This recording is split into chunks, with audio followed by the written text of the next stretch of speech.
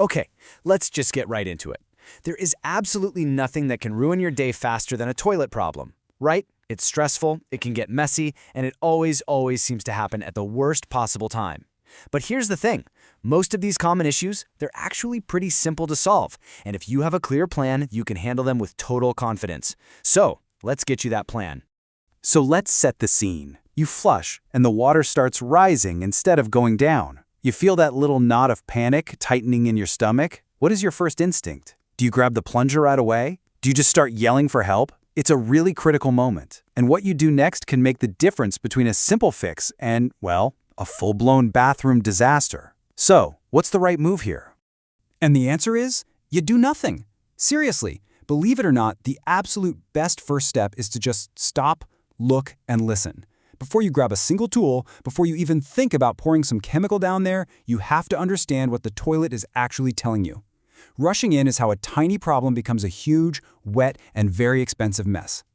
And that brings us to our first phase. We're talking about safe diagnostics. So I want you to put on your detective hat. You're not a plumber just yet. Right now, you are a crime scene investigator, and your job is to calmly gather clues to figure out what's really going on.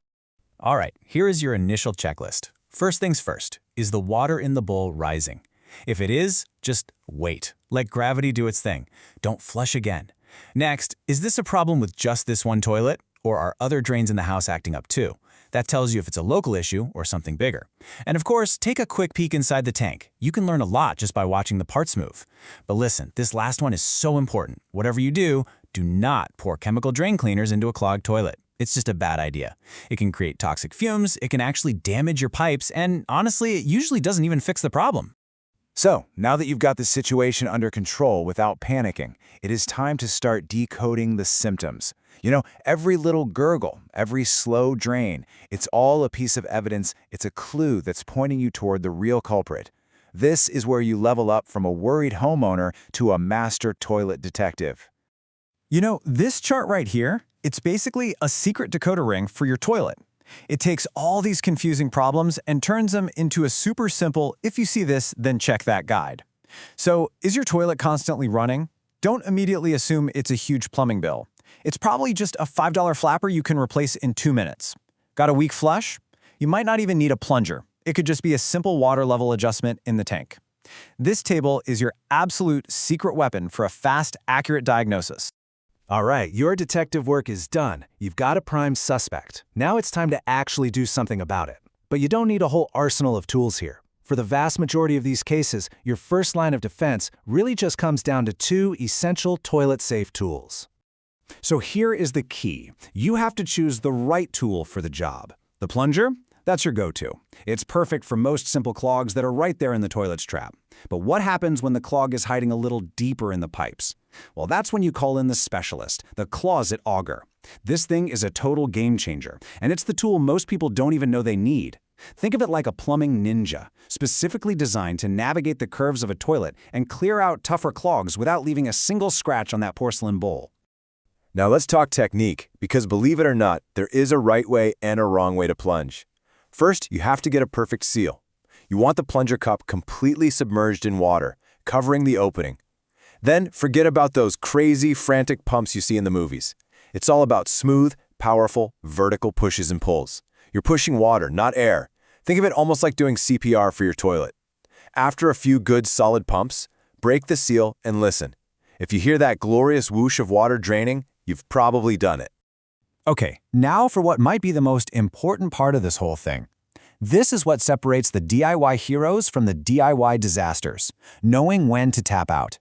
Some problems you see are actually just symptoms of a much bigger issue lurking deeper in your plumbing. And recognizing these warning signs is the key to preventing a small headache from turning into a full-on flood. And this right here, this is your guide for when it's time to call for backup. Are you playing whack-a-mole with a clog that just keeps coming back? Or worse, when you flush the toilet, does your shower drain start gurgling like some kind of monster from the deep? If so, the problem isn't your toilet, it's likely your main sewer line. These aren't just little annoyances, they are literal distress signals. These are the red flags telling you it is absolutely time to put down the tools and call a professional. So we've covered how to react in a crisis. But you know what the real win is? It's avoiding the crisis in the first place. A few really simple habits can save you a ton of trouble and money down the line.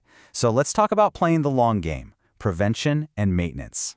This is pretty much your recipe for a happy, problem-free toilet. Rule number 1, and it's so simple, your toilet is only designed for 2 things: human waste and toilet paper. That's it. And yes, I am looking at you, flushable wipes. Plumbers will tell you they are public enemy number 1. And just like your car needs a regular checkup, taking a quick peek inside your toilet tank every so often can help you spot a worn-out part before it fails. And please, just step away from those harsh chemical cleaners. They're like poison for all the little rubber seals inside your toilet. So what's the ultimate secret here? It all really boils down to this simple 3-part philosophy. First, you gotta be a detective. Match the fix to the actual symptom. Second, be a surgeon. Use the right tool for the job and use it with precision. And third, be a strategist. Focus on simple prevention. If you can master these 3 things, you won't just solve the problem you have today, you'll probably prevent the one you would have had tomorrow. So the real question is, which one of these simple habits will you start today to finally declare victory over your toilet troubles for good?